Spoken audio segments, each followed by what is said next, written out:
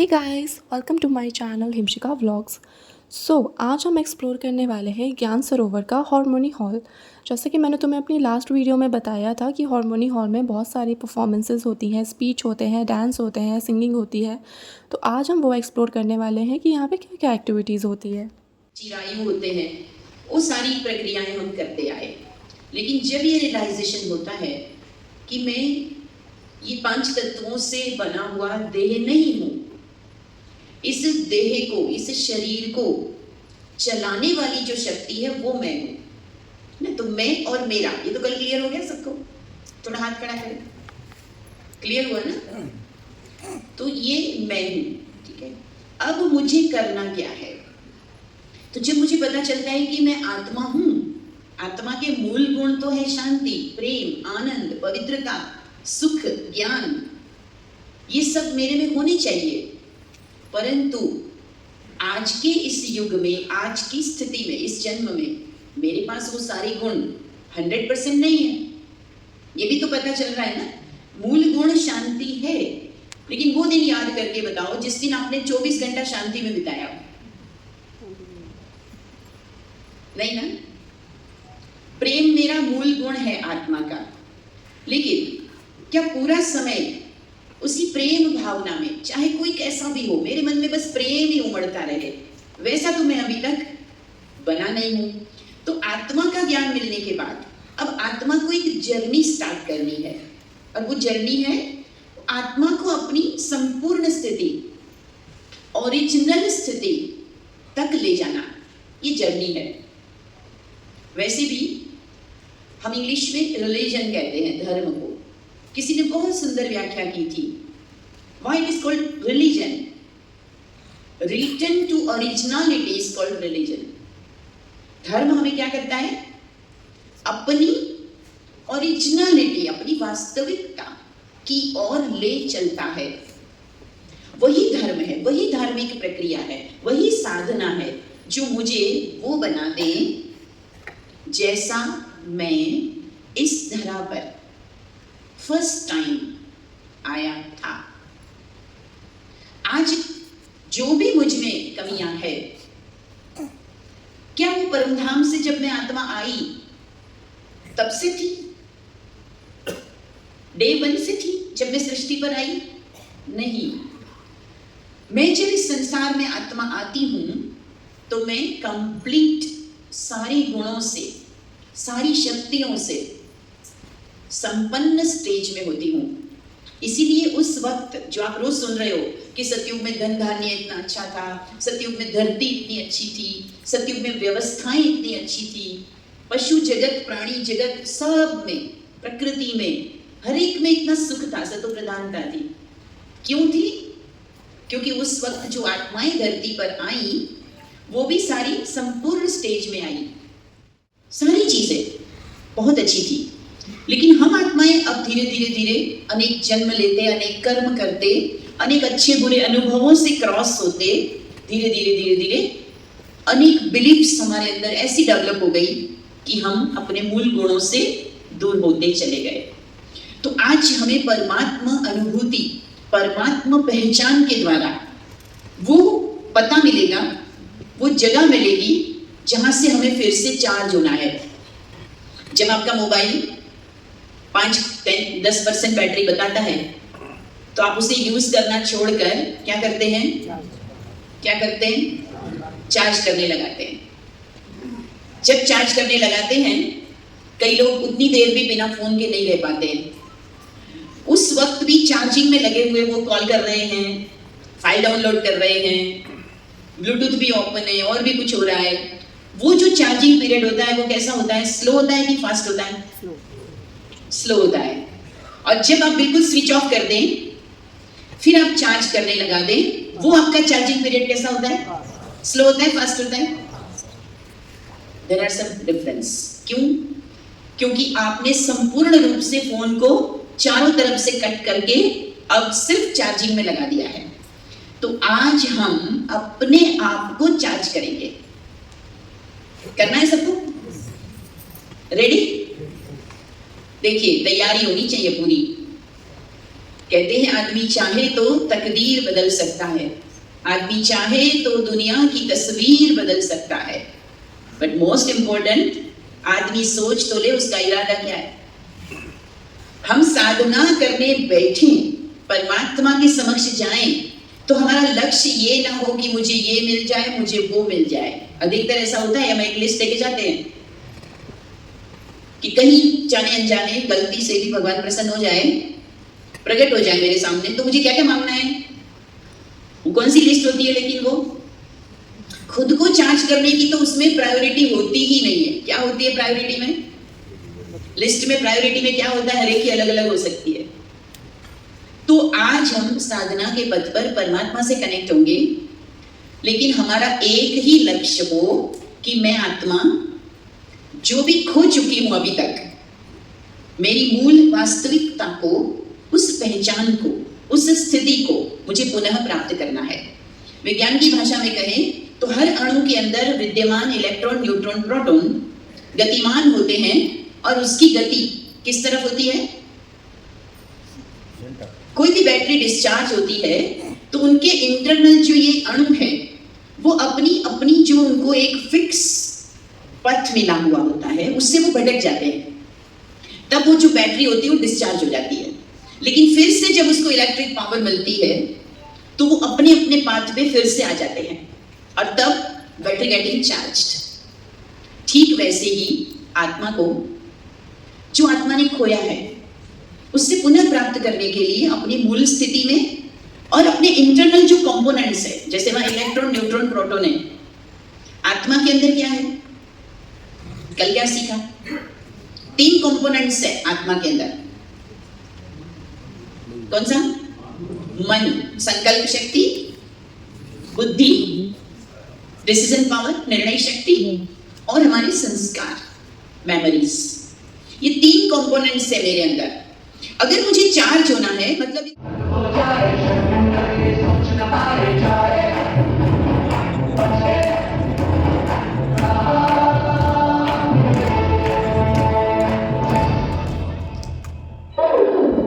अरे कटप्पा जी, जरा संभाल के।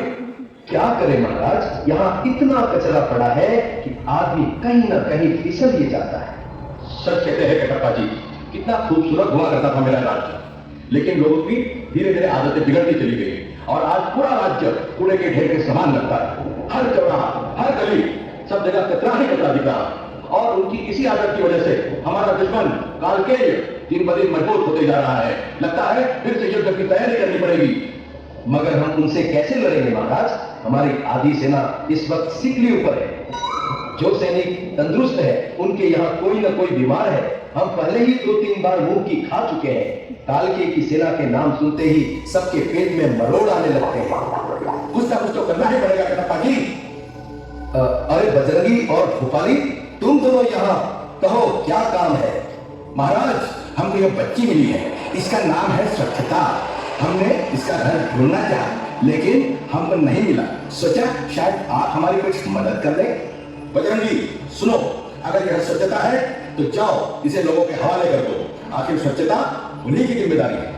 हाँ, यही तो प्रॉब्लम है। लोग कहते हैं स्वच्छता सरकार की जिम्मेदारी है और मियाँ आप कहते हो लोगों की जिम्मेदारी।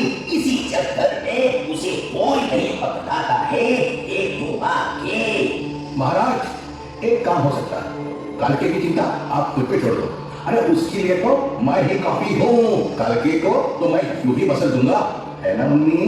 महाराज, ये बजरंगी सही कह रहा है, आप तो बस आदेश दें। ठीक है, अगर आप लोगों को यही लगता है तो फिर चलो यलकार हो। आज या तो ये गंदगी रहेगी या तो फिर हम रहेंगे।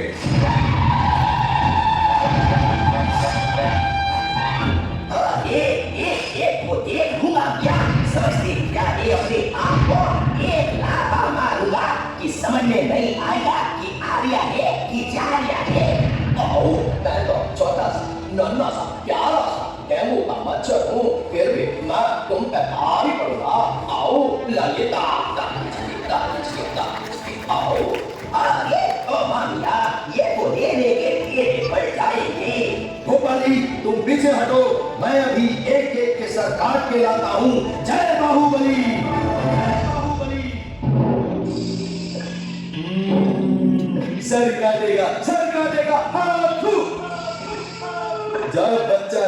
को सोता है तब माँ कहती है बेटा मच्छरदानी लगा ले, नहीं तो मच्छर सींग आ जाएगा, मलेरिया हो जाएगा। और ये कटप्पा हमारा सर काटने की बात करता है कि इसकी सजा मिलेगी, बराबर मिलेगी। हाँ तू महाराज, लगता है पीछे हटने में ही समझदारी है। उई माँ, लगता है ये बहुत खतरनाक आइटम है। मुन्नी चलो हम यहाँ से चलते हैं। नहीं, रुको। क्या आप अपने आने वाली पीढ़ी को बीमार बनाना चाहते हो? अगर आज इस कालकेय की सेना को खत्म नहीं किया तो जरा सोचो हम बच्चों का भविष्य कितना भीषण होगा। आप सब इतने बड़े बड़े लोग हैं और इतनी छोटी सी बात नहीं समझ पा रहे हैं। हर लड़ाई ताकत और तलवार से नहीं लड़ी जाती। अगर आपको कालकेय जैसी गंदगी को हटाना है तो आपको तलवार नहीं, यह झाड़ू उठाना चाहिए। यही एक हथियार है जिससे आप गंदगी को हरा सकते हैं। तो उठाइए झाड़ू और कर दीजिए इस गंदगी का सफाया। अरे जो लोग अपने घर का कचरा दूसरे के यहाँ लाते हैं वो लोग हमसे क्या लड़ेंगे? 2 दिन तक तमाशा करेंगे, फिर भूल जाएंगे। इसीलिए गंदगी को कोई नहीं हरा पाया है। गंदगी हमेशा से थी, है और रहेगी। अस्तपूर्ण बोलो, अस्तपूर्ण।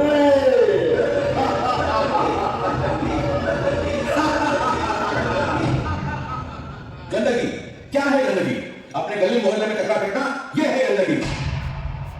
जगह जगह थूकना और बीमारी को नौकर देना, यह है गंदगी। सफाई मेरा नहीं किसी और का काम है, ये सोचना है गंदगी। अपने वर्क प्लेस पर 5S मेंटेन न करना, यह है गंदगी। उस गंदगी को खत्म करने जा रहा हूं मैं। मेरे साथ सफाई अभियान से जुड़ेगा कौन? अपने वर्क प्लेस पर हाउस कीपिंग करेगा कौन? अपने प्लांट को साफ सुथरा रखेगा कौन? हमें तो ये तैयार। मैं हजारों साल से बिना रुके, बिना थके अपने पथ पर चल रही हूँ। मैं तब भी थी जब आप लोग नहीं थे और मैं तब भी रहूंगी जब आप लोग नहीं रहेंगे। पर अब ऐसा लगता है कि मैं थक रही हूँ। आपकी धरती माँ थक रही है। खेतों में इस्तेमाल किए गए रसायनों एवं रासायनिक खाद से पानी और हवा में जहर घुल रहा है और मैं थक रही हूँ। खेतों में इनके छिड़काव से मेरी मिट्टी वैसे ही चलती है जैसे आपके शरीर पर कोई तेजाब डाल दे। मेरे बच्चों को तो मेरे दुख का अंदाजा भी नहीं। मेरी मिट्टी बंजर हो रही है। मिट्टी के पोषक तत्व खत्म हो रहे हैं। रसायनों से मेरा शरीर मिर्च की तरह चल रहा है। मेरे फसलों की पैदावार कम हो रही है। मैं धीरे धीरे थक रही हूँ।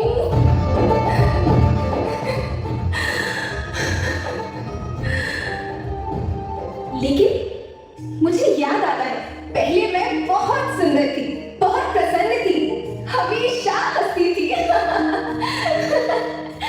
मुझे आज भी याद है।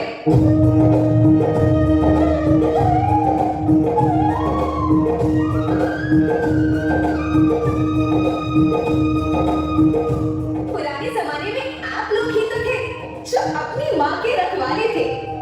आप लोग प्राकृतिक खेती करते थे। आप जानते थे कि प्राकृतिक खेती परंपरा भी है, जरूरत भी है और फिर हमारी सभ्यता में तो प्रार्थना भी धरती कल्याण की है।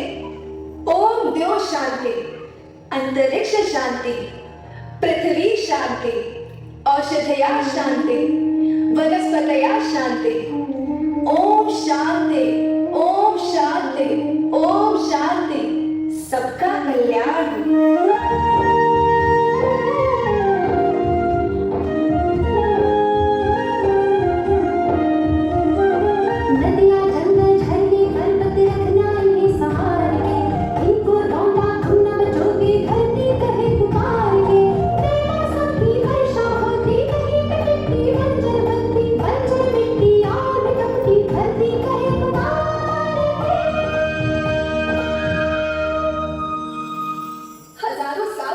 धरती की गोद में रहता आया हूँ। धरती माँ ने आपको सब कुछ दिया, लेकिन मैं आपसे पूछती हूँ कि आपने अपनी धरती माँ को क्या दिया? ये जहरीले रसायन, अप्राकृतिक खाद जो लोग मिट्टी को बंजर कर रहे हैं, उर्वरकता को बर्बाद कर रहे हैं। आप अच्छी पैदावार के लालच में जो रासायनिक खाद अपने खेतों में डाल रहे हैं वो अभी तो लाभ देगी, लेकिन लंबे समय में उसी रासायनिक खाद का नुकसान है। रासायनिक खाद जहर समान है, जहर समान। और तो और फसल में पानी की खपत भी बढ़ गई है, जिससे खेती की लागत बढ़ रही है और पानी का स्तर जमीन के काफी नीचे जा रहा है।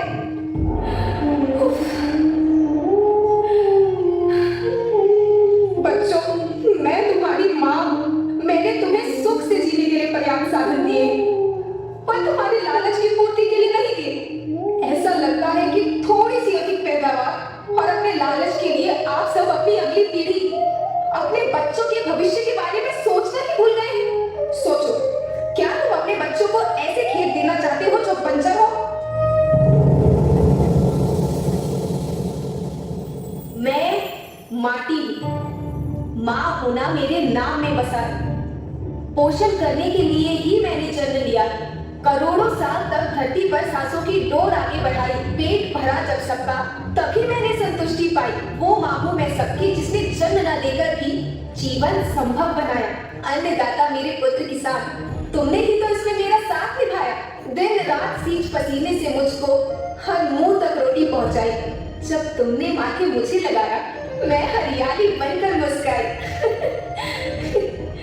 याद रखना, मिट्टी बंजर होने से और धरती के नुकसान से किसी एक देश, एक द्वीप, एक समाज या एक धर्म का नुकसान नहीं है, बल्कि सभी का है, क्योंकि सभी आपस में बंधे हैं। धरती की श्रृंखला टूटी, माला टूटी, सब बिखर जाएंगे, सब खत्म हो जाएंगे। सो गाइस, ये था ज्ञान सरोवर का हार्मोनी हॉल, जहाँ पे बहुत सारे अच्छे अच्छे परफॉर्मेंस हुए, जैसा कि तुमने देखा। आई होप तुम्हें वीडियो अच्छी लगी होगी। तो चैनल को करो like, comment, share and subscribe, और प्लीज़ मुझे कमेंट करके ज़रूर बताना कि तुम्हें सारे परफॉर्मेंसेस कैसे लगे।